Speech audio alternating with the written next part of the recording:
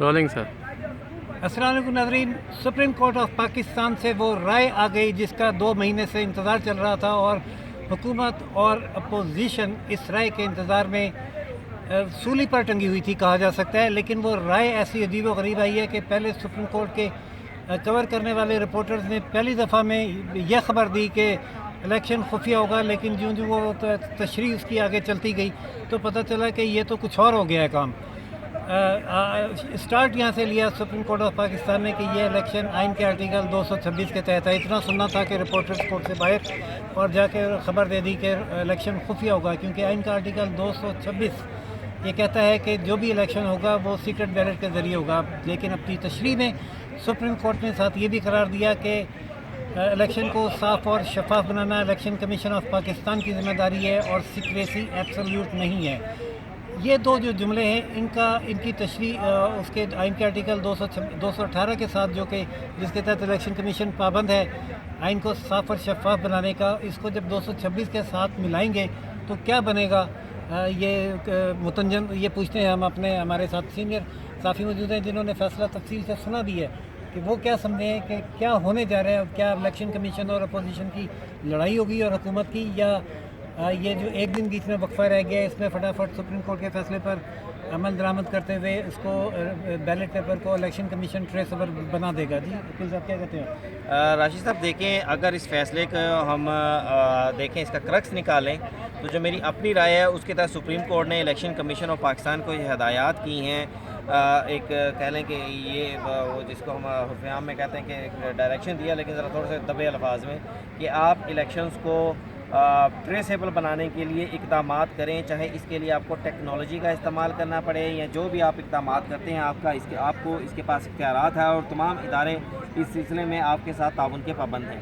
अच्छा, अब इस राय को क्यों डेवलप कर रहा हूँ मैं उसके आपको बता देता हूँ कि सुप्रीम कोर्ट ऑफ पाकिस्तान ने सबसे पहले जस्टिस याया अफरीदी ने कहा कि ये जो रेफरेंस है इस पर हमें राय नहीं देनी चाहिए, इख्तलाफ किया, तो उस पर सुप्रीम कोर्ट ऑफ पाकिस्तान के अल्फाज ये हैं कि आवर रिस्पॉन्स इज़ पॉजिटिव, कि नहीं हमें रिस्पॉन्स देना चाहिए इस रेफरेंस के ऊपर। अच्छा, अब दूसरी बात उन्होंने ये की, उन्होंने कहा जी ये जो इलेक्शंस हैं वो आइन और कानून के तहत होते हैं। अब अगर सिर्फ आइन के तहत कह देते तो हम कह देते कि जनाब जो है इलेक्शंस हैं वो 226 के तहत होने और वो खुफिया होने थे, लेकिन साथ सुप्रीम कोर्ट ने कॉन्स्टिट्यूशन एंड लॉ कह दिया, मतलब लॉ की उसके साथ दुम लग गई।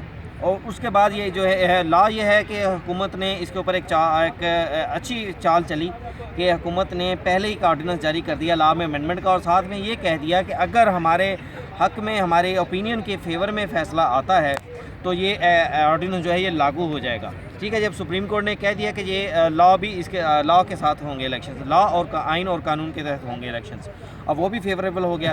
अब तीसरी चीज़ जो आ गई, सुप्रीम कोर्ट ऑफ पाकिस्तान ने कहा कि जनाब इलेक्शन कमीशन के पास जो सबसे लंबा पैरा था, उनका जो सबसे ज़्यादा अल्फाज थे वो ये था कि करप्ट प्रैक्टिसेस को रोकने के लिए, शफाफ कराने के लिए, फ्री फेयर करवाने के लिए इलेक्शन कमीशन का मुकम्मल इख्तियार है, तमाम इदारे उसके पाबंद हैं।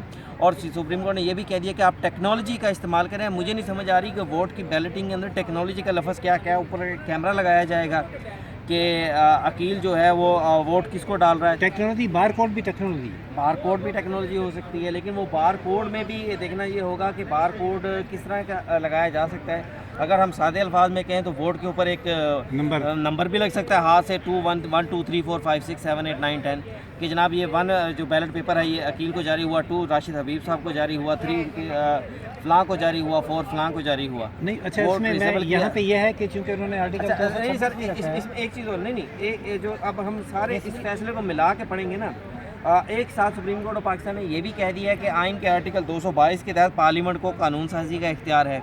फिर सुप्रीम कोर्ट ऑफ पाकिस्तान ने एंड में ये भी कह दिया कि नियाज़ अहमद केस में हम 1967 के अंदर एक ये पहले ही फैसला दे चुके हैं कि वोट की जो सीक्रेसी है वो हमेशा के लिए नहीं हो सकती, वोट को ट्रेस किया जा सकता है।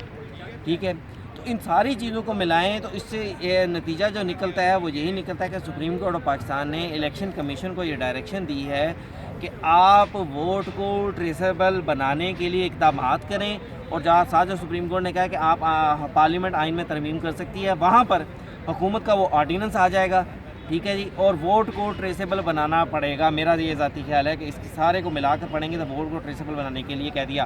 ہاں جو اوپن بیلٹ اور سیکرٹ بیلٹ کا لفظ تھا اس طرح clear supreme court of Pakistan نے کوئی رائے نہیں دی کہ یہ اوپن ہوگا یا سیکرٹ ہوگا, لیکن ان کے فیصلے کا عقیل صاحب نتیجہ آپ یہی کو یہ نکلتا ہے. ریمارکس یاد ہوں گے کہ بیلٹ پیپر یعنی الیکشن خفیہ رکھتے ہوئے اس کو شفاف صاف اور شفاف بنانے کے لیے ٹریسیبل بنایا جا سکتا ہے اس حد تک کہ اگر کہ پارٹی ہیڈ کو کسی پر شک ہے کہ اس نے کس کو ووٹ دیا تو وہ اس ووٹ کو ٹریس کروا لیں, سب کی سیکریسی آؤٹ نہ ہو. یعنی 226 کو اس لیے انہوں نے ان رکھا کہ یہ وہ تو ظاہر نہیں کہہ سکتے تھے کہ ان کے آرٹیکل 226 کے تحت یہ الیکشن نہیں ہے, وہ ہے.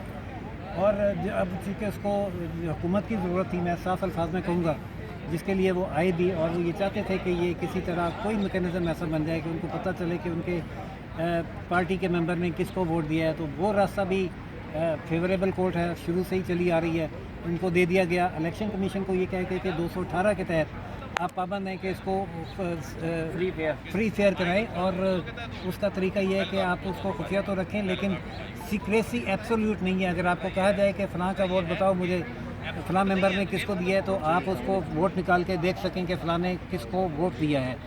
اور اس کے بعد یہ پارٹی ہیڈ کو اور الیکشن کمیشن آف پاکستان کو صرف یہ انفارمیشن ہوگی کہ اس کے کس ممبر نے کس کو ووٹ دیا ہے, اور وہ چاہے تو پھر اس کے خلاف کارروائی کر سکتا ہے. لیکن ناظرین میں آپ کو یہاں یہ بتاتا چلوں کہ اگر یہ پتہ چل بھی جائے کہ ممبر اے نے اپوزیشن کے کینڈیڈیٹ کو ووٹ دے دیا ہے تو وہ اے کے خلاف کوئی قانونی کارروائی نہیں ہو سکتی, وہ نااہل نہیں ہو سکتا, کچھ بھی نہیں ہو سکتا اس کا. یہ صرف ایک اوپن تھریٹ ہوگا پارٹی ہیڈ کی طرف سے کہ وہ زیادہ سے زیادہ یہ کر سکے گا کہ اس کو پارٹی ڈسپلن کی خلاف ورزی میں اپنی پارٹی سے نکال دے گا, لیکن سینیٹر وہ برقرار رہے گا. اور اس کی مثال یہ ہے کہ جو چیئرمین سینٹ کا الیکشن ہوا اور تحریک عدم اعتماد آئی, وہ حکومت اپوزیشن میں منارٹی میں ہوتے ہوئے اس میں کامیاب ہوئی اور ان کو دوسری اراکین سے ووٹ ملے جن کا کسی نے کچھ نہیں بگاڑا. اب اگر یہ پتہ چل بھی جائے کہ اس نے فلاں کو ووٹ دیا ہے تو یہ ثابت کرنا ناممکن ہوگا کہ اس نے یہ ووٹ پیسے لے کے ہی دیا ہے.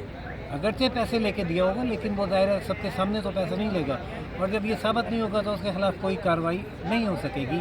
یہ ایک ایسی عجیب و غریب کنفیوژن سپریم کورٹ کے فیصلے سے پیدا ہو جائے گی, کیونکہ الیکشن کمیشن جب chairman election commission supreme court میں آئے تو 2 دن تک سپریم کورٹ کے فل بینچ کے اصرار کے باوجود وہ اس بات پر آمادہ نہیں ہوئے کہ وہ اپنے طور پر اس بیلٹ پیپر کو ٹریسیبل بنا لیں گے.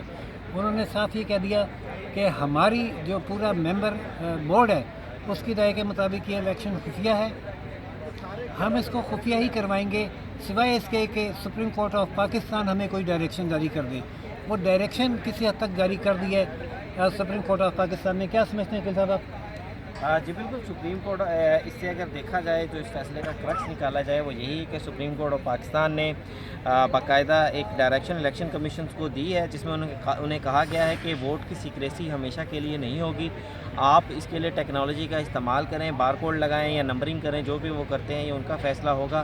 اور ساتھ ہی سپریم کورٹ آف پاکستان نے یہ بھی کہہ دیا کہ کرپٹ پریکٹس کو ختم کرنے کے لیے, فیئر اینڈ فری الیکشن کروانے کے لیے آئین کا آرٹیکل 218 جو ہے وہ الیکشن کمیشن کو اجازت دیتا ہے کہ وہ اقدامات کریں. اور ساتھ ہی یہ بھی کہہ دیا کہ تمام ادارے الیکشن کمیشن کے اس کام میں الیکشن کروانے کے عمل کے اندر اس کے احکامات کے پابند ہیں, اس کے ساتھ تعاون کے پابند ہیں.